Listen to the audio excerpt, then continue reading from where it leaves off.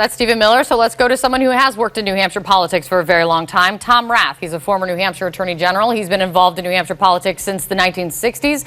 He's been a New Hampshire delegate to every Republican National Convention since 1984. He was also a senior advisor to the presidential campaigns of Republicans Mitt Romney, George W. Bush, and Bob Dole. Mr. Rath, did I leave anything important out of your bio there? Well, it's kind of interesting moment here, given the perspective we're trying to bring to this. Well, yes. So safe to say you know New Hampshire politics. You not only called the allegations, what you heard from Stephen Miller there, baseless, you also called the talk of it, when the talk included, of course, Donald Trump talking about it in a meeting with lawmakers, talk of this shameful. Please explain.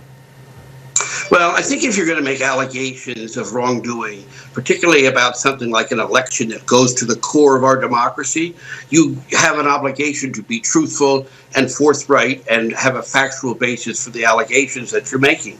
In this case, the comments I saw from Mr. Miller yesterday are not connected to reality. They did not happen, and I think people should start talking about it unless they have a factual basis. That did not happen. People were not busted here illegally to vote. That did not happen. So, Tom, when you see these claims, though, not just coming out from anybody, coming out from the White House, from the president's senior policy advisor, no less, what do you say? Well, in New Hampshire, we take our elections very seriously. It's really an awful lot about who we are, how we see ourselves, why we have the first of the nation primary.